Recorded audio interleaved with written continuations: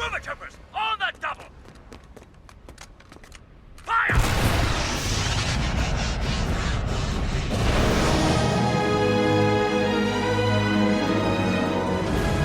Hey guys, this is Geek Squad, and today we're bringing you the countdown of the top 10 best lightsabers. We will be ranking them on design, impact, and cool factor. The lightsaber is elegant weapon for a more civilized age.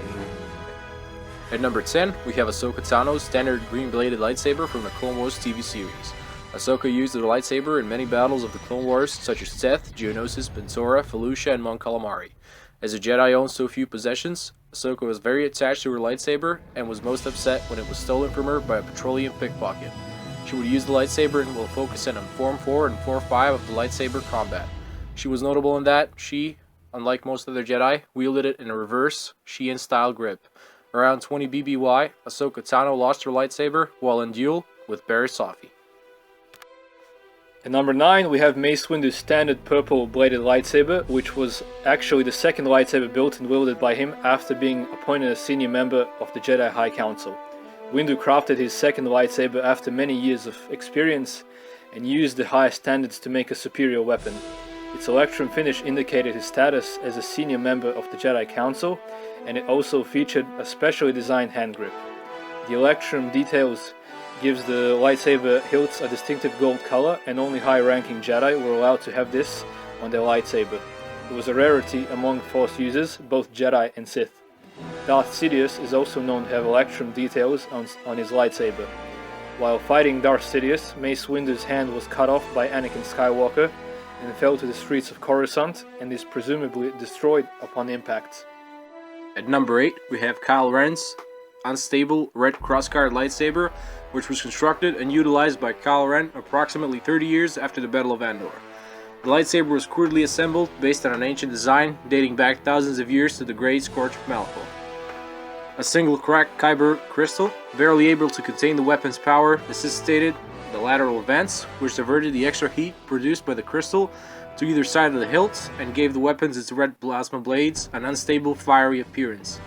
Kylo wielded this weapon while working alongside Knights of Ren and the First Order.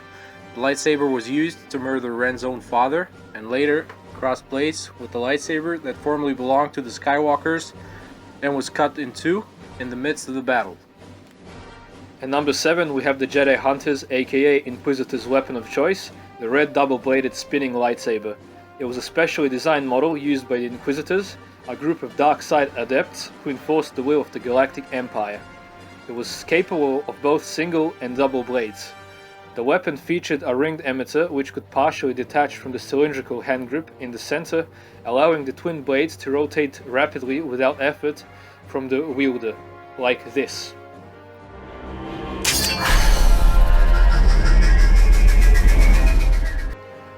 For a Jedi Hunter like the Inquisitor, this function likely served as a way to intimidate opponents, as well as to deflect any form of frontal attack. However, this was also the weapon's primary weakness, as a lightsaber-wielding opponent could simply destroy the emitter itself and cut the weapon in half, as was demonstrated by Kanan Jarrus during his final duel with the Inquisitor aboard the Sovereign. The hand grip could be removed entirely from the ring-shaped emitter, allowing the force-imbued circlet of metal to be used as a throwing disc. At number 6, we have the Darth Sidious 2 standard red-bladed Sith lightsabers. Being a patron of the arts, Darth Sidious designed his original weapon with a high level of craftsmanship, clearly influenced by the Sith Lord's love of antiquity. The body of the lightsaber was fashioned from non-indestructible prick alloy, while the flat emitter was composed of rhodium. The weapon possessed a refined and elegant electrum finish, and the synth crystal as the focusing crystal. Ever the pragmatist, Sidious already had prepared a backup lightsaber. This weapon was initially identical to his Verse lightsaber, with the electrum and prick finish on the original weapon, but it was later retrofitted with an unknown black alloy. In truth, Sidious normally wielded enough powers to fight without a lightsaber. He felt that he had outgrown the use of lightsabers, and only continued carrying them to mock the Jedi. At number 5, we have the Darksaber, which was an ancient black-bladed lightsaber. The weapon once belonged to the Jedi Order, but was stolen by the Mandalorians in a conflict with the Jedi during the fall of the Old Republic. The Darksaber was passed down generation to generation by the ancestors of pre-Vizsla. Vizsla was the wielder for some time until he met his demise at the hands of Darth Maul, who then claimed it as his own and thus became the new leader of Death Watch. The Darksaber hilt shape was straight and rectangular with a small handguard, and it had a thin black blade which was curved to a point and resembled a samurai sword. It is by far one of the rarest and unique lightsabers to be seen. At number 4, we have Darth Maul's double-bladed lightsaber, also known as the Saber Staff. It was a lightsaber variant that featured a blade emitted from both ends. He wielded a red saber staff he created himself based on an ancient Zabrak weapon known as the Zaboka. The weapon was designed with a redundant set of internal components which could be used if the others were disabled.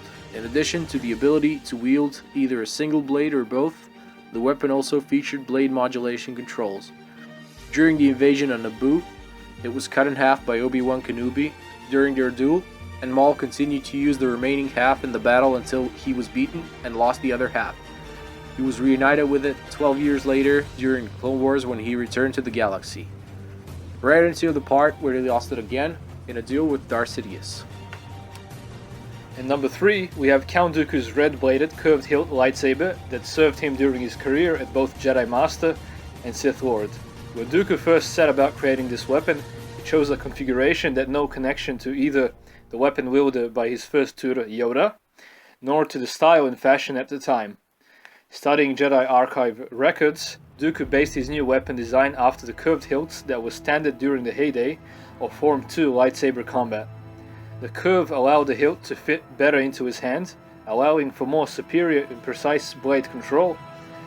The emitter featured both an angular blade guard and a thumb trigger that activated the weapon's dual phase setting, shortening the blade for a close quarters surprise attack.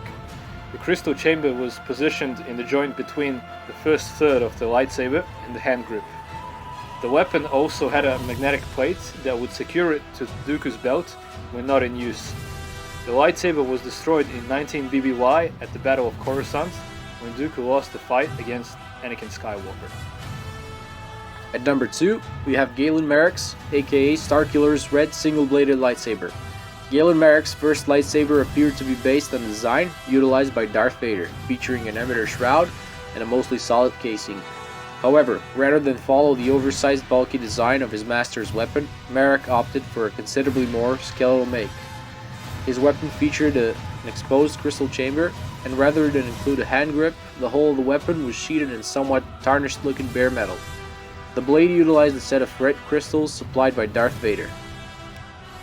Marek was known to telekinetically dismantling and reassembling his lightsaber while in meditation. He used his lightsaber in a reverse grip just like Ahsoka Tano.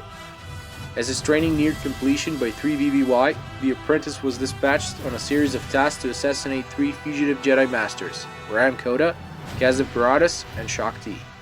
Upon the completion of his final trials, Vader betrayed him by the orders of the Emperor Palpatine and cast him out into space. As a result, Marek's lightsaber was lost in the vacuum of space, though he was ultimately saved from death by Vader.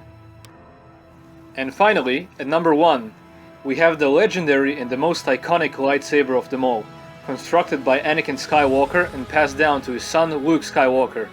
This lightsaber has played a part in acts good, evil, and galaxy changing. It is the second lightsaber that Anakin crafted after his first one was destroyed at the droid factory on Geonosis. It has been lost and found many times during the years, and its story is far from over.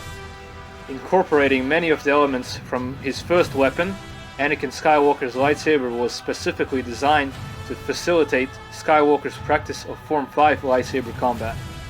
As per Form 5 weapon specifications, the lightsaber had a solid casing and a heavily shrouded blade emitter. The beveled emitter was designed to designate separate facelets of the blade for either offensive or defensive purposes. The lightsaber hilt included a rigged hand grip for maintaining a solid grip, and it was powered by a blue Adagan crystal. Honorable mentions include Obi-Wan's standard blue-bladed lightsaber / Luke Skywalker's standard green-bladed lightsaber. The two are basically the same with just different color variations on the hilts. and different colored blades. Padawan Gunji's green bladed lightsaber. Seen in the Clone Wars TV series, we picked this one because it's unique and made of wood. Darth Vader's red bladed lightsaber, because of its similar features to his former lightsaber, which is number 1 on the list. Van Zolo's green bladed lightsaber for its original Old Republic look and the white and gold colors on the hilt. Satele Shan's blue double-bladed lightsaber, because of the artistic design on the hilt and the color schemes. I hope you guys enjoyed the video, and if you did, like, comment, and subscribe for more videos like this one. And remember, God loves you, and so do we. May the Force be with you, and Geek Squad out. This party's over.